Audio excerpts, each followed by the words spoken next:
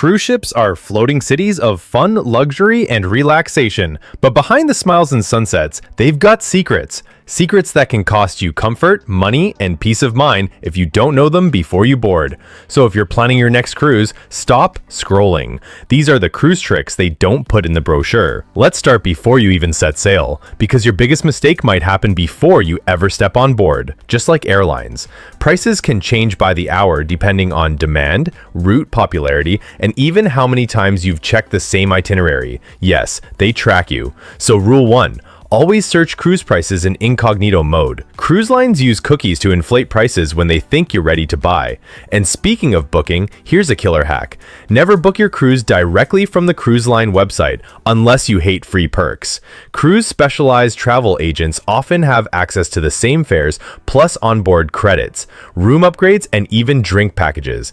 It's the same ship, but way more value. Now about your cabin. Don't assume a balcony means peace and ocean views. Some balconies face lifeboats, others sit below noisy pool decks, and then there's the guarantee cabin trick, where you get a cabin assigned later at a lower rate. Sounds like a deal until you're sleeping under the nightclub. But it gets better, literally. Ever heard of the first-timer penalty? Cruise lines know newbies don't know how to sniff out value, so they front-load you with upsells the moment you book. Specialty dining, spa treatments, shore excursions, Wi-Fi plans. Here's the play. Wait. Prices drop once you're on board. Some packages are even offered at 30 to 50% off by day 2. And let's talk about insurance. Cruise lines offer their own travel insurance when you check out, but it's often overpriced and underpowered.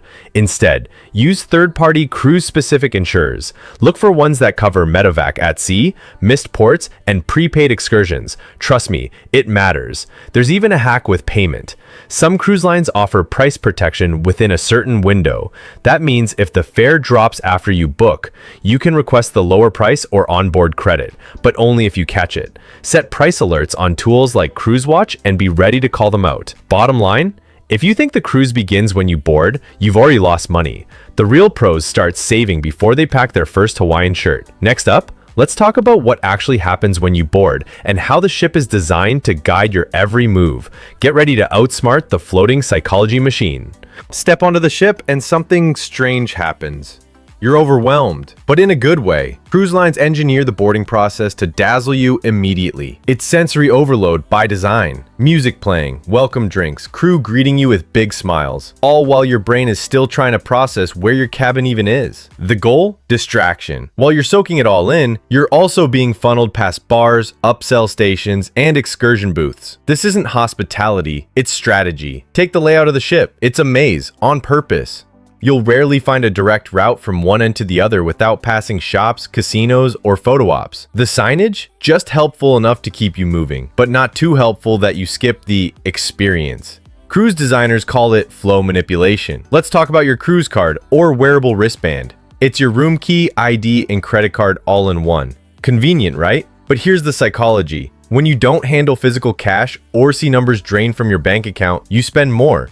Studies show people spend 20 to 30% more when using all-inclusive style payment systems. That tropical drink feels like a freebie until you see your bill at the end. Buffets are another masterclass in behavioral science. They're placed at the busiest intersection of the ship, usually near pools or elevators. And the layout? It's always designed to pull you toward high-margin items first. Pasta, potatoes, carbs. Want steak or shrimp? It's at the far end. That's no accident. It's strategic queuing. Then there's the daily schedule. It's not just a list of fun activities, it's a carefully balanced itinerary that keeps you busy and steers traffic. During peak hours, you'll notice trivia nights, cooking demos, or bingo, all timed to keep crowds moving and the main revenue areas like bars and shops lowing. Even the spa runs limited time offers like clockwork. Why? Because scarcity sells. Book by noon and get 25% off is just a way to get you through the door fast. The therapist might still be available at 2 p.m., but you've already been psychologically triggered. Every corner of that cruise ship is optimized to make you feel relaxed, while gently guiding your behavior towards spending. And now that you see it, you can choose how to play the game. Next, let's talk about shore excursions and how most people lose money the moment they dock. Cruise excursions seem like the highlight of your trip.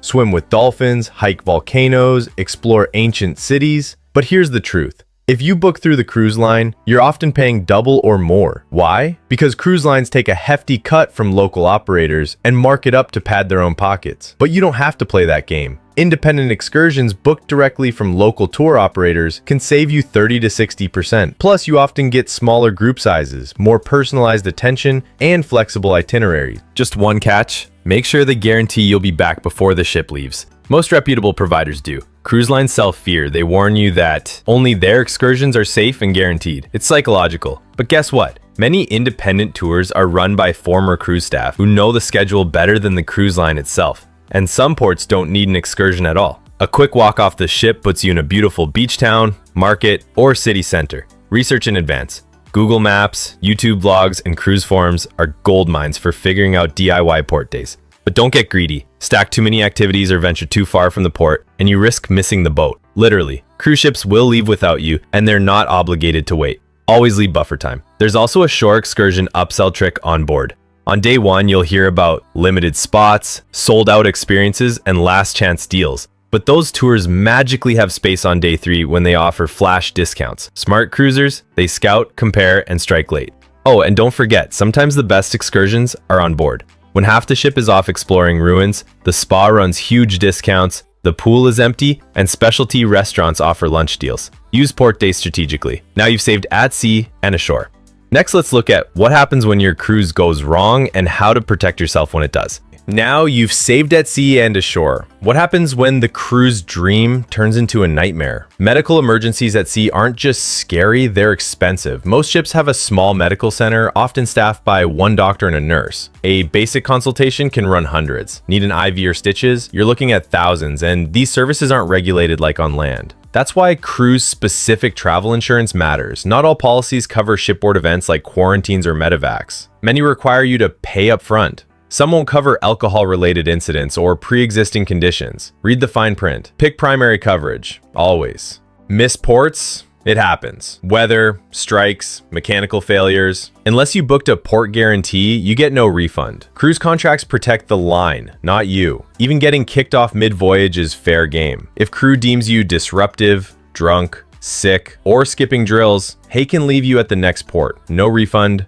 no return flight. And when cruises cancel sailings, refunds aren't automatic. You often get future cruise credit, sometimes with an expiration date. It's how they keep your money and your loyalty. Still want to cruise? You should, because now you know how to beat the system. Use forums to learn real passenger hacks. Book with agents who offer perks. Pack smart. Think magnetic hooks and power strips. Avoid overpriced excursions. Stay savvy with spending. Prepaid cards and tracking apps help. Take notes along the way, not just photos, but details. What worked, what didn't, where the hidden costs popped up. That insight becomes your personal cruise playbook. On your next trip, you'll be faster, smarter, and more prepared. And yes, log your trip, track what worked, build your personal cruise playbook. Cruise lines are pros at making you spend, but now, so are you. This was Cabin Confidential. Like, subscribe, and drop your favorite cruise trick in the comments.